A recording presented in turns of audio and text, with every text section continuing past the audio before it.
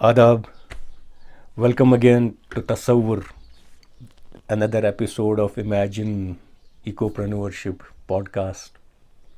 So, thanks for tuning in.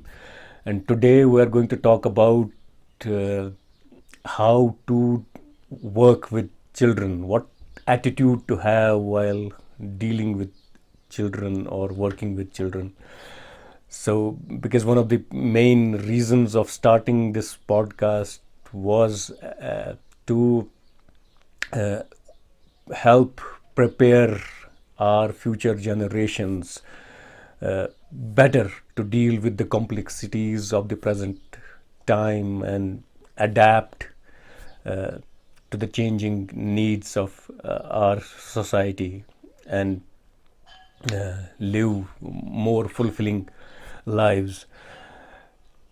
तो आज का एपिसोड मल्टीलिंगुअल होने वाला है और आगे भी कोशिश रहेगी इंशाल्लाह कि हम जो आने वाले एपिसोड्स हैं उनको भी मल्टीपल लैंग्वेजेस का इस्तेमाल करें, जैसे उर्दू है या कोशर चॉइस खुदा सवाल।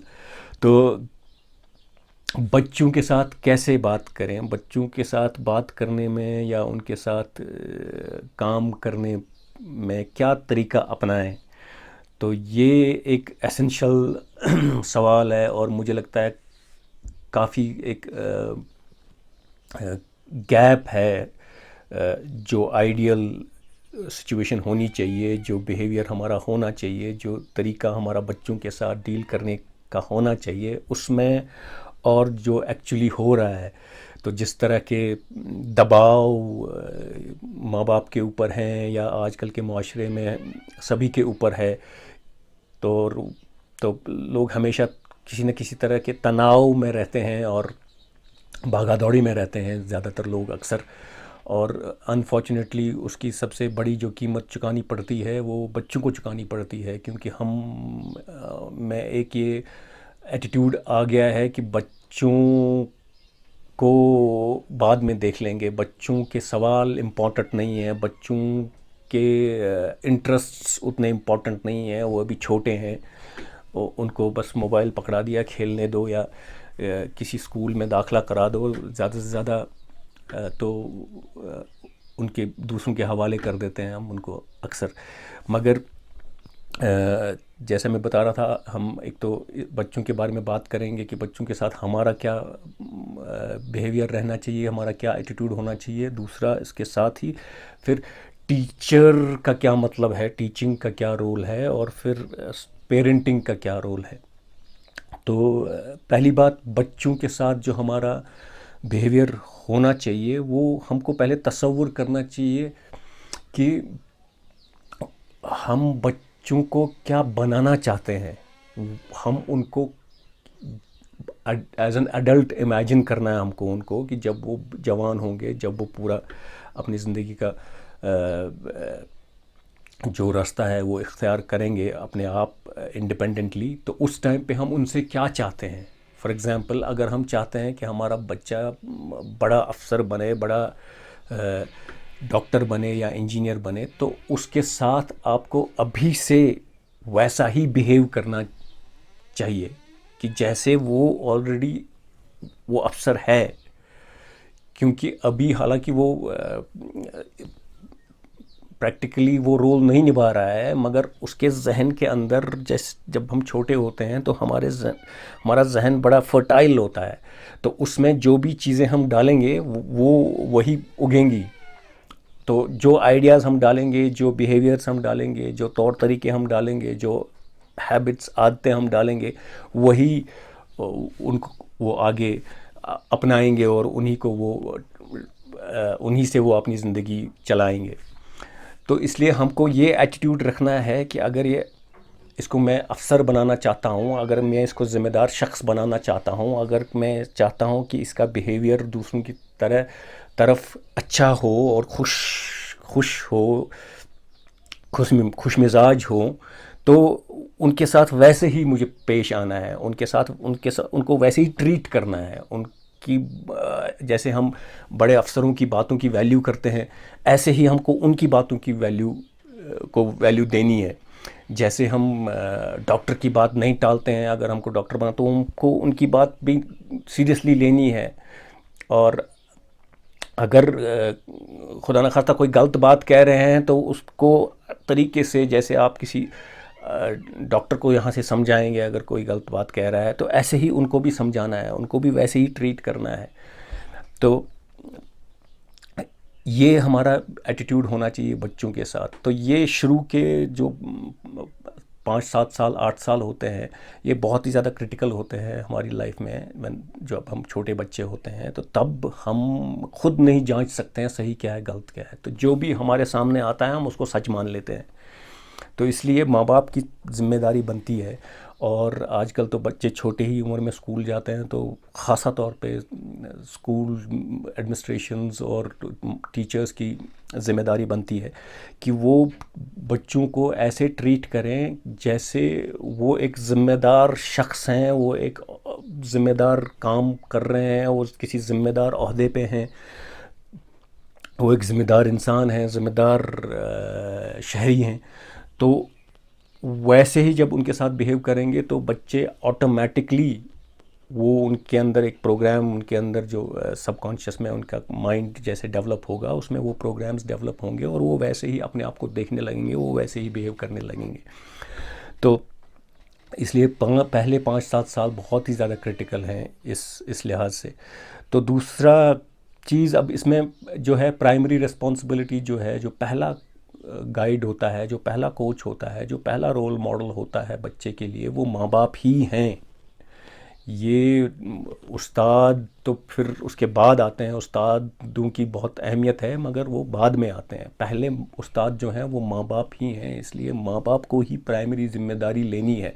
ये नेचर का, कुदरत का कानून है, ऐसा सेटअप है कुदरत में कि माँ बाप की ही पहली ज़िम्मेदारी है कि वो बच्चों के साथ बच्चों की परवरिश करें, बच्चों का ख़याल रखें, बच्चों को खुश रखें, बच्चों के साथ वक्त बिताएं और उनके साथ बातचीत करें, उनको हमेशा ये डांट डपट ना लगाएं, उनके सवालों का जवाब दें और तरीके से जवाब दें, उनकी ज़रूरतों का ख़याल रखें और उनको महसूस कराएं कि वो इम्पॉर्टेंट हैं और उनकी बातें इम्पॉर्टेंट हैं और उनके आइडियाज़ इम्पॉर्टेंट हैं, उनके शौक़ इम्पॉर्टेंट हैं।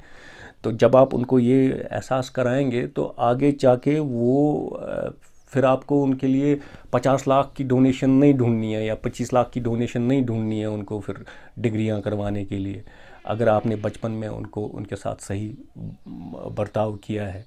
मगर अनफॉर्चुनेटली काफ़ी सारे लोग बच्चों को they take kids for granted और फिर बाद में पछताते रहते हैं कि ये अब ये डॉक्टर नहीं बन पाया, अब ये इंजीनियर नहीं बन पाया, तो या बिजनेसमैन नहीं बन पाया। तो एनीवे, तो इसमें कोताहियाँ माँ बाप में ही रह जाती हैं। तो प्राइमरी रिस्पॉन्सिबिलिटी माँ बाप की है, उसके बाद बाय एक्सटेंशन टीचर्स की होती है, तो स्कूल्स की होती है, स्कूल एडमिनिस्ट्रेशन की होती है कि ऐसा माहौल बनाएं और ऐसी मेथडोलॉजी अपनाएं जहां बच्चों को लगे कि वो इम्पॉर्टेंट है, वो सबसे इम्पॉर्टेंट वो है। और टीचिंग का और स्कूलिंग का सेंटर पीस यही होना चाहिए एसेंशियल, कि बच्चा is the most important entity.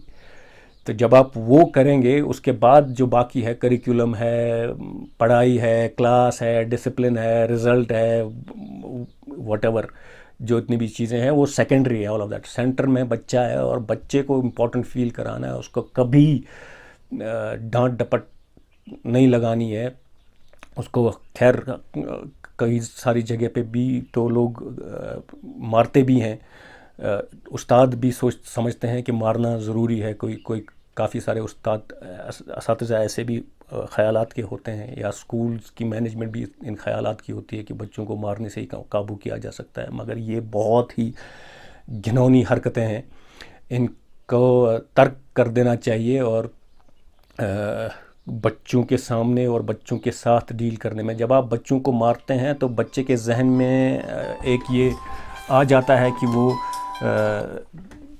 Violence is acceptable, तो वो भी फिर बड़े होके वायलेंस प्रैक्टिस करेंगे, उनके लिए वायलेंस एक्सेप्टेबल होगा, एंड दैट्स वाई हम फिर उस विशियस साइकिल से कभी निकल नहीं पाएंगे। तो इसलिए बच्चों के साथ ख़ासा तौर पे ही। तो इस बात का ख्याल रखना है। तो चाइल्ड राइट्स के ऊपर इतना सारा काम हो रहा है, इतने सारे हंगामे होते हैं, इतने सारे बड़े बड़े इदारे बने हुए हैं, वो हंग तमंग नहीं बने हुए हैं। उनका एक मकसद है और उनका एक नेक मकसद है। तो हमको भी ये समझना चाहिए, और हमारे जो अपने कल्चर में है, हमारे जो उस्ताद रहे हैं, हमारे जो पैगंबर रहे हैं, उन्होंने बच्चों के साथ कैसे डील करना चाहिए इसके बारे में हमें ख़ासी तरबियत दी है। तो बाय दिस डेफिनेशन कि हम बच्चों के साथ कैसे बिहेव करें, तो मैं एक चीज़ और कहना चाह रहा था कि बाय दैट डेफिनेशन हम हमेशा ही, हम सब का एक उस्ताद का रोल है।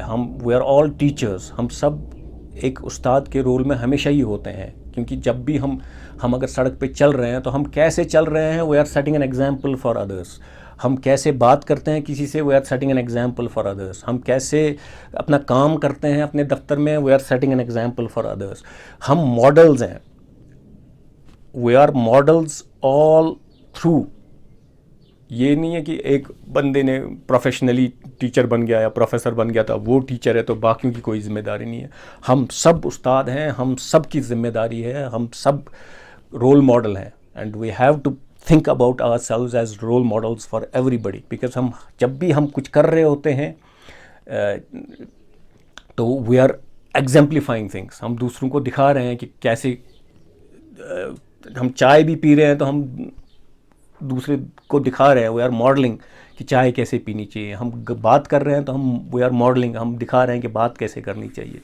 तो इंसान को हमेशा ये जहन में रखना चाहिए कि मैं एक मॉडल हूँ, मैं रोल मॉडल हूँ, और मुझ पे एक ज़िम्मेदारी है, और मुझे अपना जो रोल है वो ज़िम्मेदारी से निभाना है, ताकि मैं एक अच्छा रोल मॉडल बन सकूं सबके लिए। चाहे मैं अब ड्राइविंग कर रहा हूं, चाहे मैं सड़क पे चल रहा हूं, चाहे मैं दफ्तर में काम कर रहा हूं, चाहे मैं खेत में काम कर रहा हूँ, चाहे मैं जो भी कर रहा हूँ। तो we have to think about ourselves as models of what we want. तो